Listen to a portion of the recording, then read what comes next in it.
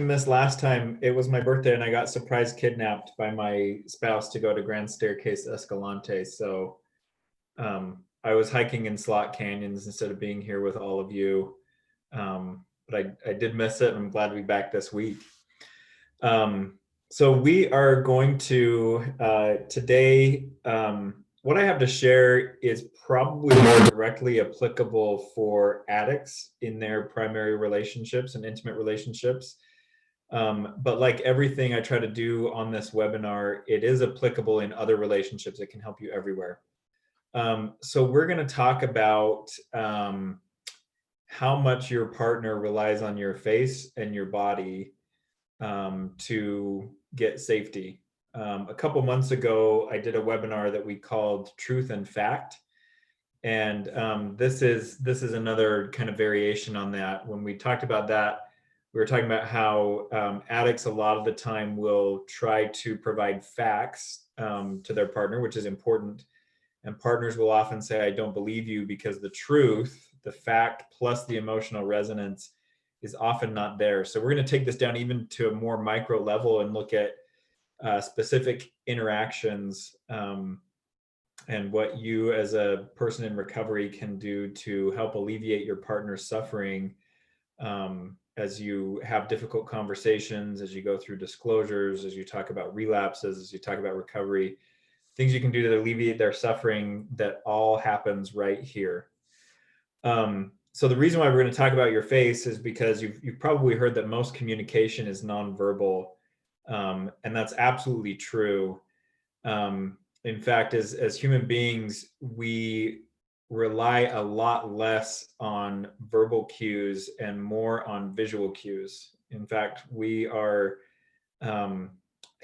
we're the only mammals who have evolved from a smell-based way of connecting and figuring out safety to a visual-based way of connecting and figuring out safety.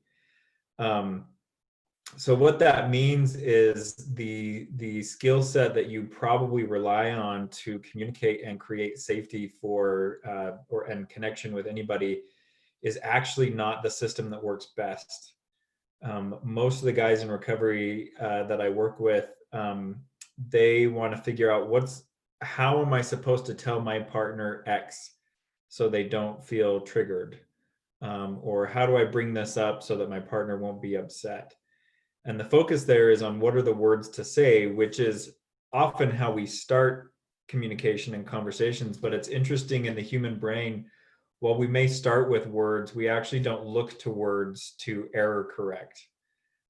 Errors happen all the time when we talk, and we actually look for facial expression and we look for how the body looks and feels to error correct. So for example, let's say that you and I are talking about, so we're talking about this frequent interaction that we have. And I say the words, I can't stand it when you do that. Those words by themselves are very triggering and should be rightly so. In the moment when I say that, if I'm talking to you, instead of stopping me and calling timeout first and saying, wait a minute, what do you mean by that? You're going to look at my face. If I say that with a scowl on my face and this intensity, you're going to know that I'm mad about that. And you're probably going to start responding defensively because I'm attacking you. If I say that with a big, genuine smile, it's up in my eyes, and I, kind of exaggeratedly throw my hands in the air. I can't stand it when you do that. It's the most frustrating thing in the world for me. Sorry, I'm looking here in the chat, Scott. It says that the audio is garbled. Am I garbled to you? Okay. No, I was just chatting back. It seems to sound fine to the rest of it. So hopefully it'll clear up for that individual. I'm working on a new internet connection here, so just want to make sure it's working. Yeah, it's okay. So you're going to read my face first. And if my face gives you something that's disconnected from what my words are, then you might say, wait, time out. Tell me more about that, because that kind of hurt when you said you can't stand this, or are you mad at me? a lot of times for folks in recovery, right brain or emotion based work, it's hard for us to do. That's the whole reason why we are stuck in sex addiction, because the emotional side of things feels overwhelming. It doesn't come intuitive to us. And so we stay very left brain. That's a problem in these kind of interactions, because actually when you do something to set off the limbic system, or the fear and threat centers of your partner's brain, the more words you use, the more you're going to activate them. Really, that smile, if touch is a safe thing between the two of you, that touch on the leg, I know this is hard for you, or that didn't come out right, or that touch on the hand, or that, cocking your head to the side and showing I'm interested in how you're responding, that looks like that hurt, showing concern. Few words, more visually based, more emotionally based. That's what's going to help error correct when you have these difficult conversations with your partner. Now, like I said before, I think it was actually Rob Weiss that was saying the problem with addiction is that we live mostly in our heads and we act out in our bodies, and the two are disconnected. That disconnection between mind and body makes for a really difficult soothing and regulating in relationships. So I'm going to ask a series of questions, and I want you all to just kind of think about how you respond to each one of these. Have you ever noticed how your body feels, how your posture is, the expressions that you make on your face when you and your partner talk about addiction? Maybe you've caught a glimpse of yourself in the mirror. Maybe you caught your reflection in your partner's glasses. Have you ever noticed how you come across physically to a fly on the wall when you and your partner talk about addiction? If you're feeling sorry and sad for the pain you've caused your partner, would your partner be able to know that by just watching you? So if your audio was cut off and all your partner had was your body language, based on how you do that right now, do you think it would be very clear to your partner that you're sad and sorry? Do you assume that your partner knows how you feel about the relationship and your commitment to the relationship because you told them a while ago, or you told them this morning, and then it got tense and you assume they just remembered from this morning? How do you know how your partner knows how you feel about the relationship? So just notice your response to each of those. If you're like most people in recovery, you may have felt in response to many of those questions, well, I don't know, or I haven't thought about that, or let me think. That illustrates the point that this self-monitoring, not only is it difficult for us to do, in some ways it's impossible to do alone. You can't see your own teeth without a mirror or without somebody looking at them. One of the biggest no-nos I can commit is after my spouse and I go to dinner, if she has something in her teeth and I don't tell her about it, because she can't always feel it and she relies on me to check that for her. When it comes to our emotional expression, even looking at ourselves in the mirror, we will not have a complete picture of how that feels. For example, when I was 16 or 17, my little sister and I are, we're a year apart in school, almost 2 years apart in age. So we're pretty close. And I learned when I was 16 or 17 that her and her friends referred to me as killer, because they said, it looks like you've been convicted and you belong on death row. And it wasn't just my shoulder length hair that they were talking about. I always sat with a scowl on my face. And at the time where I was at in my life, I thought, well, that's great. People aren't going to approach me and think I want to be their friend, because I don't want to be. As I got older, I remember at the end of my bachelor's degree, my wife and I had our first child just before graduation. And at that time I was in recovery. I'd been in recovery for a few years.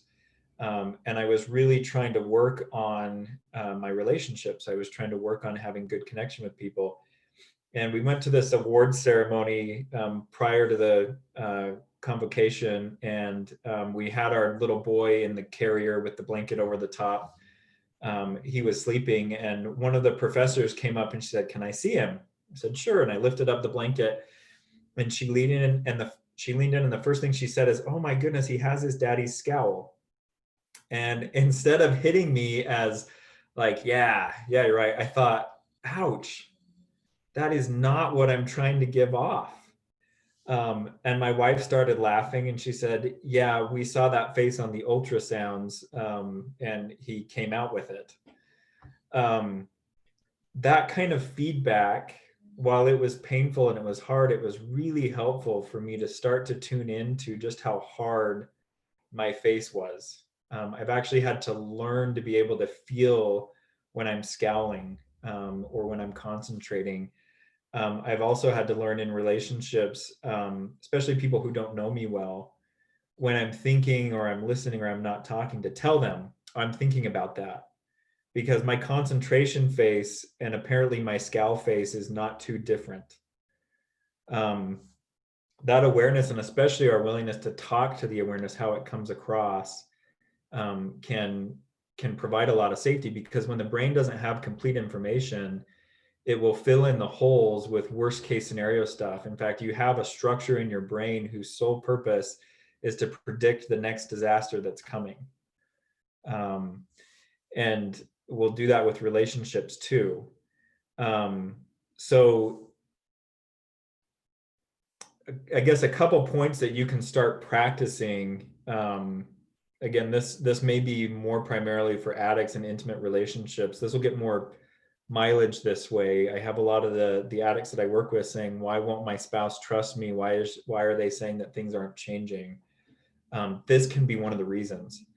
A lot of men tend to be less expressive in the top half of their face.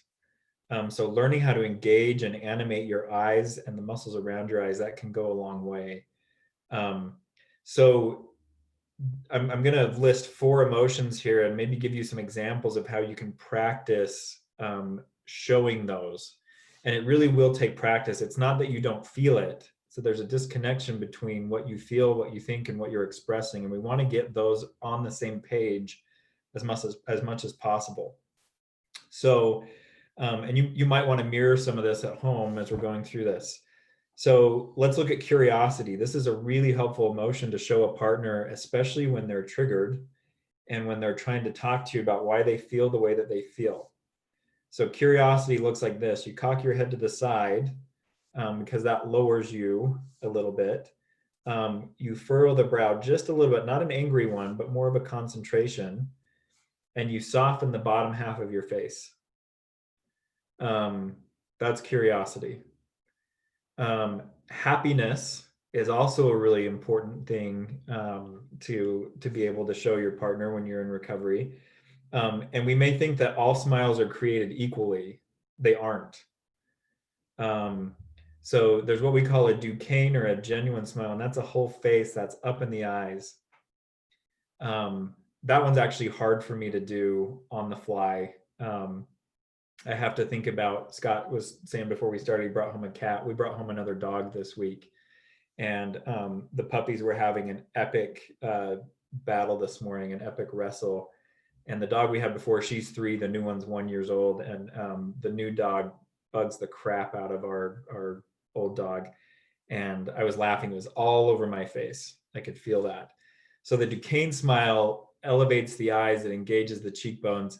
The false smile is the one that you give the cashier to say, "Hi, yep, Scott just did it." It's just the teeth. The false smile, I don't even know why we do it to the cashier unless we want to communicate to the cashier, "I'm just tolerating you," because that's really what that shows. That's what that triggers in a lot of people. So practicing or finding ways that you can engage the upper half, or even smile at all. I get this feedback a lot, especially from my spouse when she tells me something she's excited about, and I say, "Oh, that's cool." Say, are you being sarcastic? No, I'm not being sarcastic. I'm excited. Well, I can't tell. Animate the face, brighten it up. Sadness. Sadness, I think a lot of addicts tend to go to shame rather than sadness, and they're very distinct emotions. So sadness is a slight dropping of the eyes, but not necessarily breaking eye contact. It's a little turn down of the bottom corners of the mouth. And sadness can also be expressed through some brief vocalizations, like that sigh, that oh, that hurts, a little furrowing of the brow.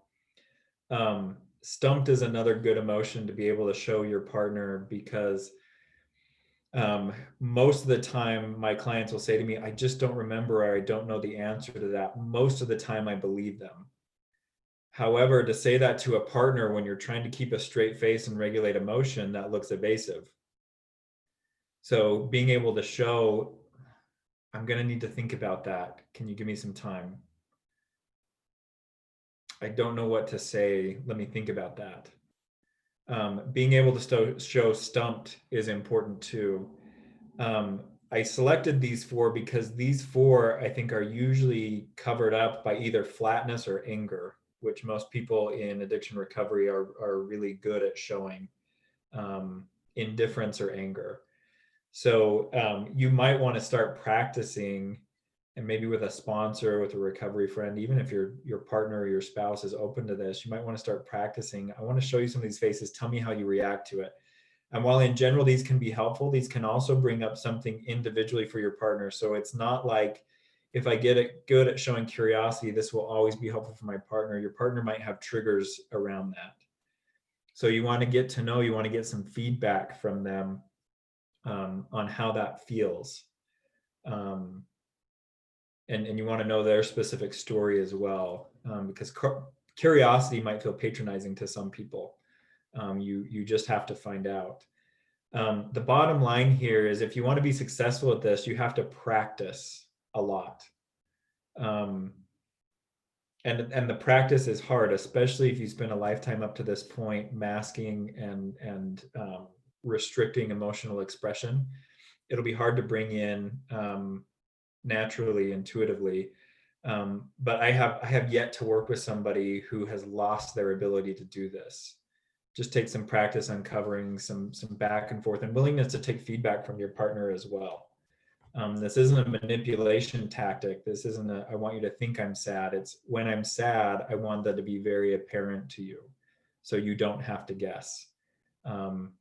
So that's it. That's using the face and the voice to communicate safety, to help with error correction. Thank you, Jon.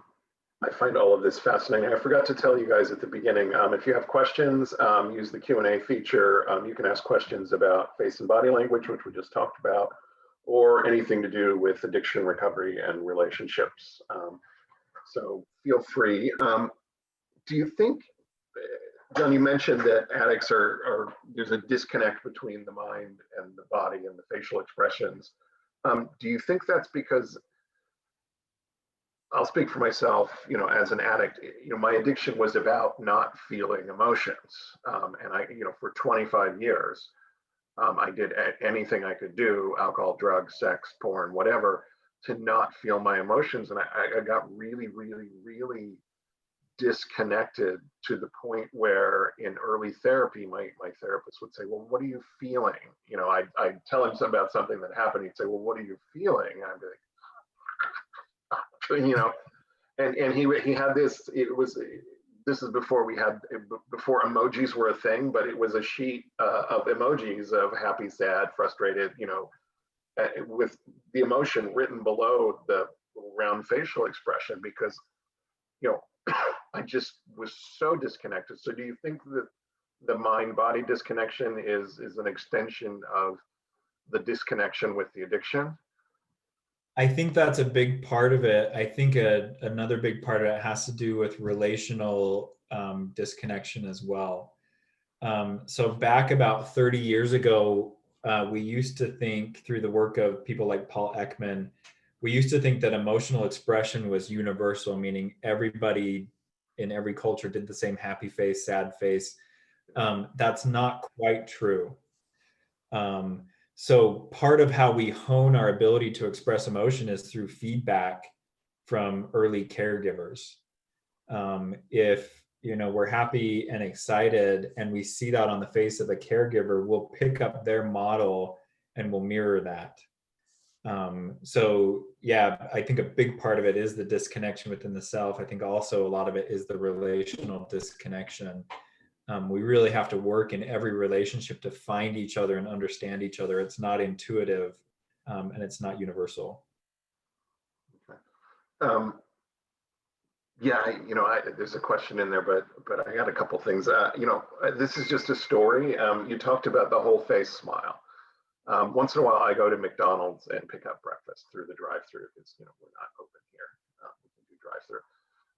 And the woman who handed me my food had a whole face smile, and it completely lifted my whole day. And I wish I had said, I can see that you're smiling even though you've got a mask on. I wish I had said that, and how nice it was to get a genuine smile. And it was the whole face smile. If I see her again, I'm going to tell her, because it really kind of just changed my mood entirely.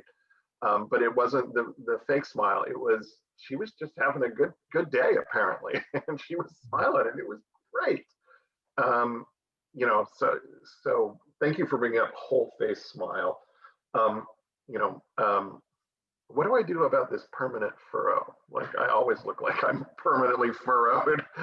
Our everybody's facial muscles and patterns on the face, we carry stress permanently in places. So some of it, yeah, I have, it's still a nightly meditation, and I've been doing it since I was in my early 20s, probably soon after that feedback from the professor that my child had my scowl. Each night as I'm going to sleep, I work on, I think about my face being like melting butter, and I try to relax and diffuse all the tension in my face to get to something that's neutral. I think the most efficient thing you do with it is you talk to people that you're in a relationship with about what you're aware of that happens on your own face. So if you always have this crease, this brow here, if you see that kind of disconnection, or just one of those moments where you're just kind of talking about how things work, just say, I always have this furrow here, and it probably makes me look more angry or concerned than I am. That does a couple of things. First of all, it opens an invitation for your partner to engage with you about that. Yeah, I have noticed that, and that helps me understand why I think you're always pissed. It also, yeah, it also increases your awareness in the moment with that person. I know I bookmarked this with this person, so I might put some extra focus on relaxing across my forehead when I talk to them, so I communicate more clearly. Yeah, I mean, I have to like do this to make it go away. I think I'm going to get Botox or something. I don't know. So, well, that would create another set of problems. That would immobilize all of this. That's really important expression too. Yeah, I'll look like Cher, except without hair. For sure. I'm still picturing you with long hair and a scowl. So I'll have to find a picture and send it to you. The other thing that came up for me, and then we'll get to questions here, is,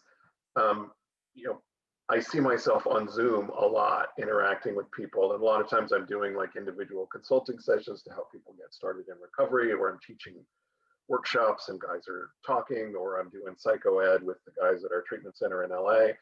And I've noticed things, I get very engaged, and I tend to lean in and do the head cock when I'm listening to them.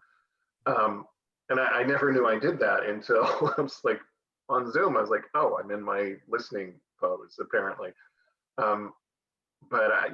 So I'm glad to know that that's something that's actually conveying what it should be conveying, which is I'm really curious and I'm listening, and I want to hear what you have to say. So I'm doing some of it right anyway. So And this is Yeah. very, very interesting. I tend to have, now almost 20 years into recovery, I tend to be pretty expressive. People know what I'm thinking.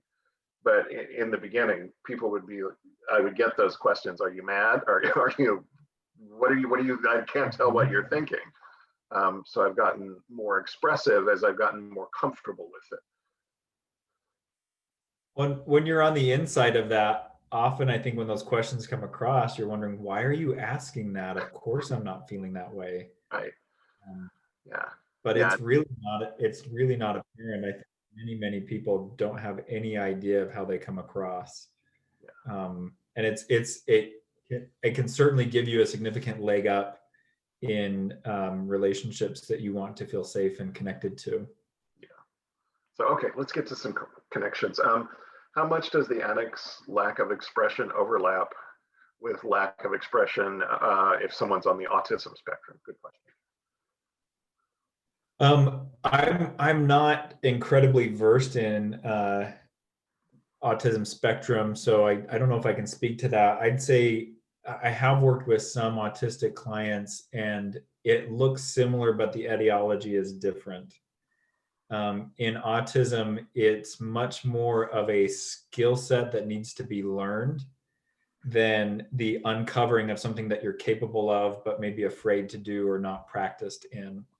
So I think of one client I had in particular. He was very much definitely on the autism spectrum, and we had him assessed, and he worked with a therapist who specialized in autistic men who were sexually compulsive. And he needed to study emotional expression just like you would study affirmations. It didn't come supernaturally to him, but he could learn how to do it, and he did a lot of with his spouse. He did a lot of I'm trying to show you that I feel interested right now. Are you seeing that? He had to develop what we call interoception, the ability to know what was going on inside of you. And then he had to rely on her kind of checking to make sure that he was hitting the mark. And he became proficient enough in that he could do that. It almost looked intuitive, but he told me through that process, I have to think a lot about that to make it happen. But it worked for him to kind of tag that as, this is important, and maybe I'll focus on showing and expressing rather than talking, because talking and lists and constructs, that came so naturally for him, but it totally emotionally neglected his partner. And interestingly, I don't think there's been any research on this, but if anybody wants to do some research, looking at connections between being on the spectrum and manifesting signs of sex or porn addiction, usually porn addiction. Yeah. Because there is a connection, but I don't know that always means that the individual is addicted, although probably the same treatment for that part of the disorder is in effect. But it's a lot easier to have porn as a sexual outlet than to try to have an actual person as a sexual outlet, yeah. Particularly if you're on the spectrum. Yeah. So there's a lot of things in addiction recovery that look like a lot of other things. This is where qualified help is really, really helpful, because in the end, treatment may end up looking very similar. I find higher success rates when we go in the right door initially, rather than treating all things as the same just because they look the same. Yeah, I mean, bipolar disorder, the manic stage can be very hypersexual for some people. But when they're out of the manic stage, they don't look like a sex addict. So they're not sex addicted. But if they're out of the manic stage and they still look like a sex addict, they're sex addicted too. So there's a lot of, it's not so easy to diagnose when you get, these disorders mixed in with hypersexual behavior. Yeah. So. Next one here. My girlfriend has abandonment wounds from her childhood, and I have enmeshment issues from childhood. What would you recommend for us to try and meet in the middle when it comes to relationship strength and mutual understanding? I am a sex and love addict, and she is not an addict. We've been together for 1 year now. So this is interesting, and I hope you don't take this as a get over it, although it might sound that way, because it's much more complicated than that, and these are real feelings. First, I would say that a lot of times we minimize our adult attachment needs by going back to, well, you've got abandonment wounds from childhood. We never outgrow the need to get a sense of security and self-esteem from other people. So I need to know that you like me. I need to know that you think I'm interesting. I need to know that you love me. That can certainly be really intense when in connection with abandonment wounds, but it's also a basic need that we all have. Dr. Rob talks a lot about that in Prodependence. Stan Tatkin talks a lot about that in his work. There's nothing wrong with needing another person and feeling sad when they withdraw from us. On the other side of that, with the enmeshment and engulfment wounds, I think a place for you to start personally is to work on that. Because it does not have to be a static state for both of you, that she's sensitive to abandonment and I'm sensitive to engulfment, and we're always balancing that. In the work that I do with enmeshment, mother enmeshment, we work with these men on differentiating from their parent, differentiating from their family and their psyche, so they can stand on their own 2 feet as an individual, not someone who's connected to mom at the hip or has to regulate mom and to be okay. And what I find by and large with those men, once they're able to differentiate, they are hungry for connected love. And they can actually be quite good at it. But first they have to uncouple love and connection from obligation. Because that's what enmeshment and engulfment is at the end of the day, is I'm doing this because I have to, I don't have another choice, versus I'm doing this because I feel it and I want to, and this is good for both of us. And so that enmeshment and engulfment stuff, that can definitely be worked on, that can definitely be moved. In the meantime, while you're in process working on that, just like Scott talked about the furrow in his brow there, it's important that you guys talk about what's going on there. And not in a sense of we're going to get this static set of rules that doesn't activate either of us at any time. It's more, you want to have a mental map of how your partner functions. Because at the end of the day, when your partner's doing better, you do better too. Just like when you do better, your partner does better. So Stan Tatkin talks a lot about this in his work.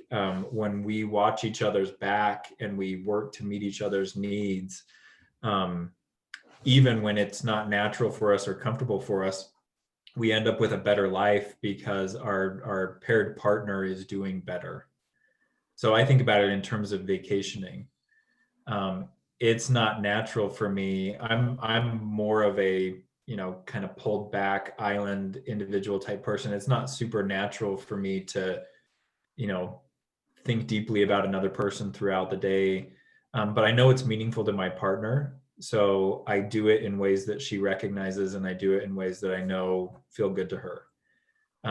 She also knows that some of the things that make me happiest are time alone in the mountains, doing something that I love. So, on occasion, she may say to me, I noticed you haven't ridden your bike lately. Why not? And I'll say, oh, I want to spend time with you. And she'll say, why don't you clear this next Saturday and you go for a ride and do what you like to do, because I know you like that.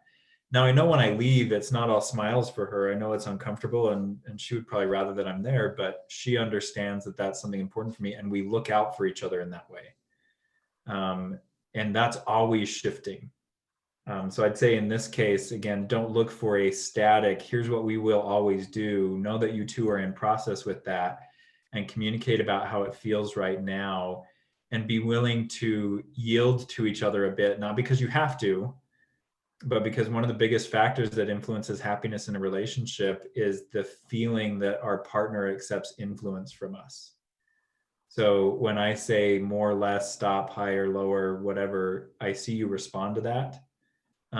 That makes me feel happier, and in turn, that will make you feel happier. So I hope that's a helpful answer. Yeah, John, when Ken Adams first wrote Silently Seduced, that's where these enmeshment, he's kind of the guy who explored this. He initially used the term covert incest, but since then he's kind of changed the subtitle of the book and a lot of his languaging from covert incest to enmeshment. Do you see a difference between the two, or is it the same thing? Yes, and actually, Dr. Adams might disagree with this, but enmeshment, in clinical terms, enmeshment just describes closeness or lack of closeness in a relationship. Engulfment is more what describes the blending of identity. In research terms, enmeshment is it's a non-weighted measure. So enmeshment is neither good or bad. It just describes closeness. Engulfment is either helpful or not helpful. If somebody's not engulfed enough, held enough in a relationship, they have a hard time developing a sense of self and permanency. If they're too engulfed, their sense of self and permanency is really stunted. When he talks about covert incest in Silently Seduced, to me, that's more the mechanism of how the engulfment happens. And I would say in Ken's work, he uses engulfment and enmeshment interchangeably. However, in more recent research, they are not used interchangeably. But it gets to the same idea. When there's a lack of boundary between parent and child and a lack of attunement between parent and the child becomes the parent, that would be the engulfment. The product is enmeshment. I have a hard time telling the difference between me and you. That's how Dr. Adams talks about it. Yeah, and I always say, this is a conversation I've had with him as well. And I always, with the covert incest, that's the term that I personally identify with, because there was even though there wasn't physical contact, there was a sexualized element. There was a lot of commenting on, my developing body, and a lot of just no physical boundaries. So there can be a sexualized element without actual sex. So I've always identified with his original terminology more than the new terminology, but that's just me. So I was curious to see what you said. Okay, we got more questions here. This is from the partner of a sex addict, porn addict. He's been sober for 2 years. This individual wants to know, what should I be seeing if he's truly in recovery, aside from just a weekly online group and therapy with the general marriage counselor? I'm working my own recovery, but I'm still feeling unsafe due to not seeing a recovery walk on his part. Please advise. Good question. Yeah, that's a great question. And I'd go back to the right brain versus left brain here. I could give you a left brain answer that was, this many meetings, this kind of work. But really, what I find when most partners ask me something like this, they're looking for the right brain. Where is he at emotionally? I have a friend who will refer to the what does he call them? The old time weirdos in 12-step meetings, that they have all sorts of sobriety, but when issues in the group come up, the most important thing they think is to argue which direction we pass the collection basket. You totally miss the relationship point. And for a lot of addicts in recovery, I would say that that's the original wound, or one of the original wounds. And it's also one of the hardest things to master in recovery. So you said he's been sober for 2 years. That can still be pretty early on to turn the focus to a relationship focus. He may still be feeling like, I'm staying sober, I'm working my program, and that makes life better than it's ever been. And it might be for him. For you, you may be looking, like when I look at the words here, I'm feeling unsafe due to not seeing a recovery walk on his part. That to me talks all about the feeling. So one of the things that I might start with some personal homework on your part. What is it that I'm not feeling here that I would like to be feeling? Does he listen to me? Do I feel like he sees me? Do we have a give and take in our relationship? Is there honesty? Is there transparency? And then again, this is an instance of he probably can't see his own teeth. He may not know that this is going on. So you might want to bring this up with him, and you might want to just really simply, again, the more words you use, the less safe he's going to feel. So you might start with, I'm proud of the work you've been doing for 2 years. I can see that you're proud of it too. I'm glad that you've been committed to groups and therapy and us going to a marriage therapist. Um, I don't feel emotionally seen and held by you, and I'm not sure why. I'm wondering if that would be something that you'd be willing to take a closer look at so that we can figure this out.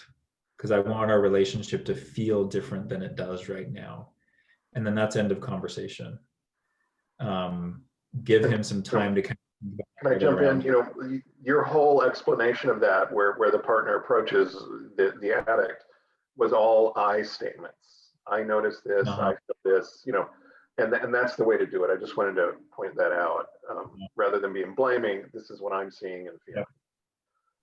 I was talking with a new client this morning, and as far as his relationship goes, it's not in a good spot and it's not looking good. And the number one feedback he gets from his partner is, you keep making this about you and you don't see me. And this morning he said to me, I don't get it. And I said, you're essentially cross-country skiing up a mountain and someone's throwing boulders down at you. That's how hard this is. You've never done this before, emotionally attuned to another person. And the person that it's most important for you to attune to, she doesn't trust you. She's often angry with you, and she's incredibly sad about what you've done to her. So this is a really, really hard target to hit. This is difficult. I'm not expecting you to get it right away. But I wanted him to understand the difficult thing that was not just being asked of him, that's really required and reasonably so required of him to make the repair. So when you use those I statements, I think in a way you're kind of honoring the reality that I tend to believe people do well if they can. So if somebody's not doing well, it's probably because they don't know how to, or they don't know that they're doing poorly in the first place. So when you can bring it up in those I statements, you make that a collaborative thing. I'd like us to be able to figure this out because I don't feel like I'm getting what I need, which is really what relationships are, is a collaborative thing. I hope that's helpful. Yeah, and as addicts, there's getting it up here and there's getting it in here. And I think the partners notice when it moves from here to here. This is harder to see than this for a partner. And that's probably what you're looking for and what he's probably struggling with right now. Yep. Okay, I understand the need to chill out and have time to not be focused on recovery, but it feels scary for my partner's need to numb out, especially on his phone. Is it okay for the addict to numb out? And then it adds here, the phone was his vehicle for acting out. And then it says, isn't numbing out what he was doing during the acting out? I can tell by how this is written and where the capitalization is the answer. Yeah. And I think you know it. No, it's not okay to numb out in recovery. That's using an addictive neural pathway. However, the way that the brain does numbing and calming, they're just a degree or two different. And to me, the biggest difference between the two is intentionality. My very first client as a therapist, I remember early on, she came into session one day and she said, I just feel so terrible. I've wasted my time today. I just numbed out. And I said, what happened?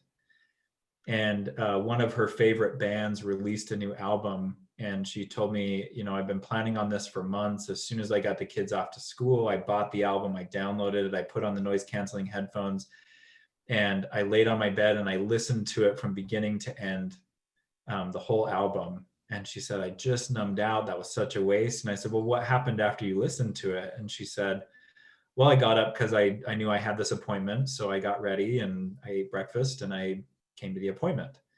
To me, that doesn't seem like numbing out because she was intentional. This is what I intended to do. She got the other things that she needed to attend to. There wasn't a fire burning that she was ignoring. It was an act of self-care. That's really, really hard for addicts to do because addicts have a difficult time, first of all, recognizing need, and second of all, stating need. Again, this is one of those situations where if you go and hit your partner over the head with "this is numbing out and you're not supposed to do it," you probably won't get the response you're looking for. I think being able to bring up the concern, "Hey, I've noticed. Are you open to hearing me out on this concern? I'm concerned that your phone is the main way that you know how to calm yourself. And that just worries me. It seems like to me, addiction is I've got one way that I regulate my emotions and that's all I do. Would you be open to looking at that more in your recovery, other ways you can calm and regulate? Because this is concerning to me." This question's been hiding in the chat feature for a while, so I want to get to it before we go. I've been in recovery from sex addiction for 2 years. I'm in a long-term committed relationship for 4 years. I have a question pertaining health related to what are healthy levels of affirmation in a relationship. I feel like I'm always failing to live up to my mark or his expectations. I know that I receive much more attention and feedback in areas for improvement and less in areas of strength. I know it's natural to focus on the negative areas of feedback, but also understand I do need some level of affirmation and positive feedback. Partner claims it would feel unnatural to give this type of feedback on a regular basis, et cetera, et cetera. So what level of positive affirmation should the addict expect or hope for? All that you need. Again, whenever anybody asks what's healthy here, it depends on who I'm talking to and where they've been and where they want to go. So the way that I would handle this, or the way that I would look at this is, as I'm looking at this, everything that was said here, I feel like I need this. My partner says it feels unnatural for them. I would stop there, because that's the beginning and end of the issue. It's not a matter of there must be some deep dark hole in you that can't be filled no matter how much the affirmation is there. It's just that it's important to you and it doesn't come natural to your partner. So the way I would look at this, it's like Disneyland for my spouse and now my kids. My spouse grew up going to Disneyland. They probably went like every other year. She's got a lot of happy memories there. She loves the rides. She loves the crowds. It's a magical place for her. It's one of the last places in the world I want to spend my money in, and it's not my idea of a relaxing vacation. We gave our kids a Disneyland trip for Christmas last year. And it took me a little while to get on board. It was not a natural move. I actually had to do a lot of like mental preparation before, during, and after to stay present and to have a good time. And I did have a good time. Point being that oftentimes what our partner needs is not what we do best. And that's where some growth comes in the relationship. It doesn't mean that we have to become our partner and it all has to become intuitive. It means that we need to remember enough that this kind of investment, this kind of reach is important. It goes a long way. It warms their heart, whatever. So in this situation, I might say something to your partner, like, I know this isn't natural for you.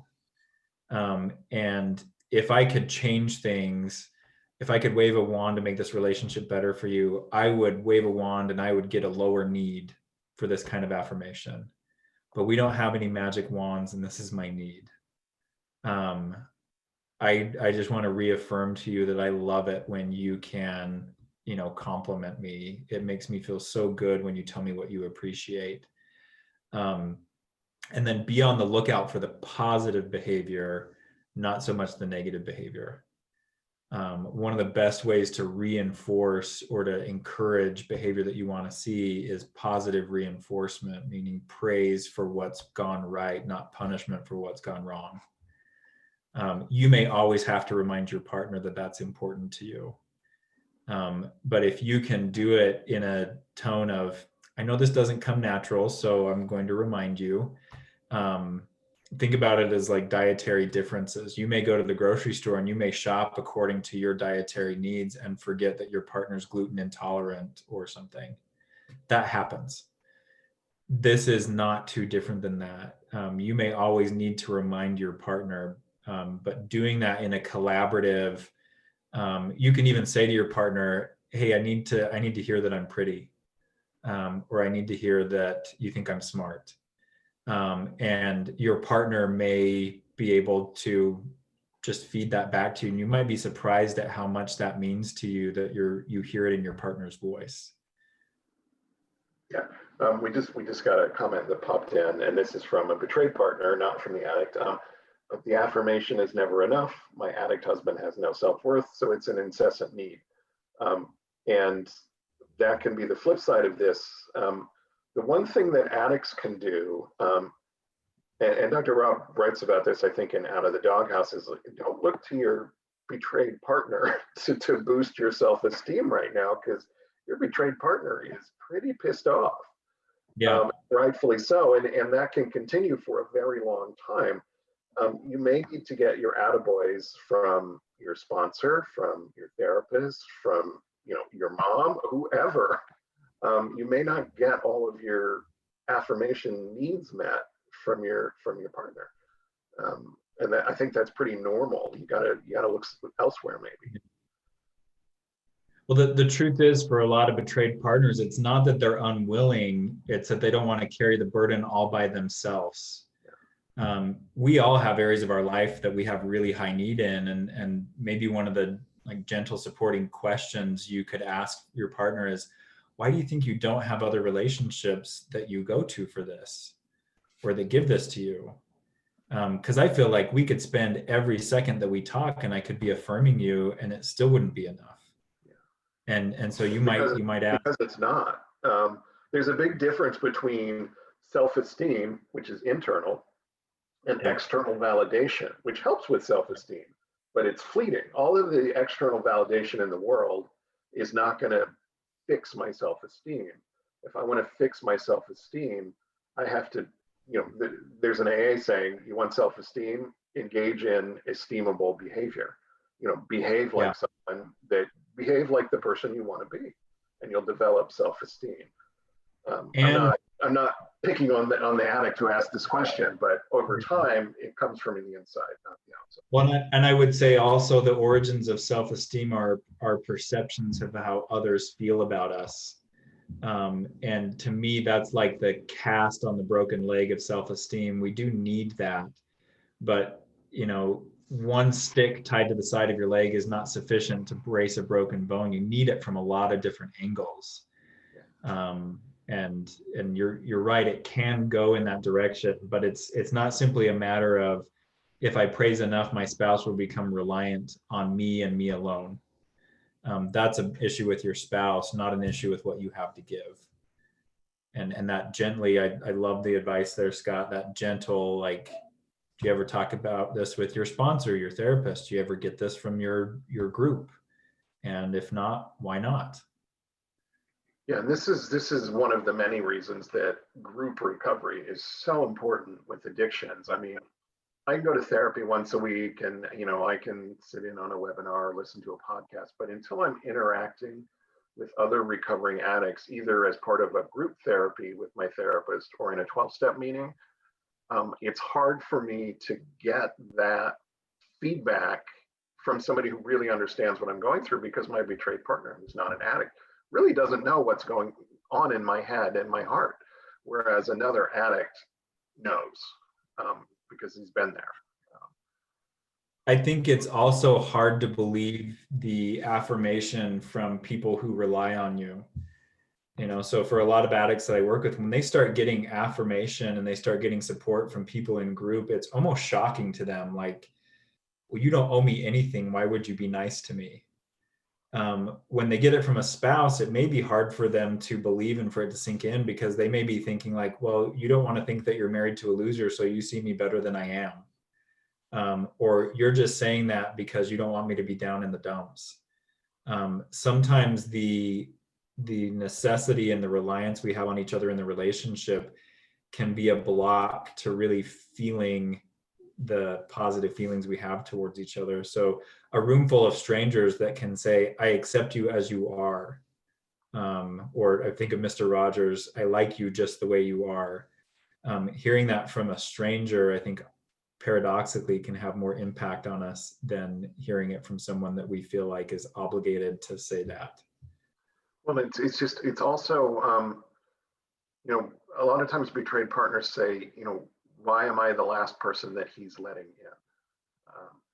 And Yeah. it's because you're the scariest person. You're the one who can hurt him the most. So it's easier for me to take a compliment from some random dude at a 12-step meeting than it is to hear it from someone who loves me. Yeah. Because the person who loves me can hurt me. It's a weird paradox of recovery. Yeah. So let's take one more question. We're right at the hour, so we'll answer it quickly. What are the daily, weekly activities that I should be seeing in my addict to know he's in true recovery? Again, left brain answer. So just know that this may not produce the safety that you're looking for, but some general things, some pillars of recovery.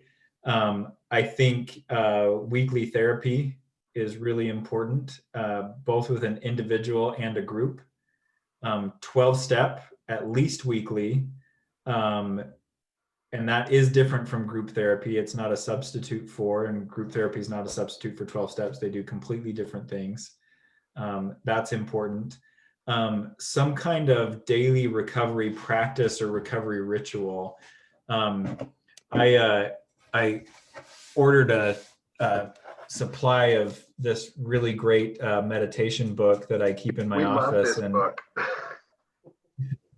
And each of my new clients gets this, and I tell them, if you do nothing else for your recovery in a day, read the passage for the day and practice what it asks you to practice. At minimum, that's a step in the right direction. Positive, supportive contact on a daily basis with people who are part of the recovery circle, be that a therapist, be that a spouse, although the spouse can't be your everyday contact, can't be the only person you rely on, a sponsor, other people in supportive circles,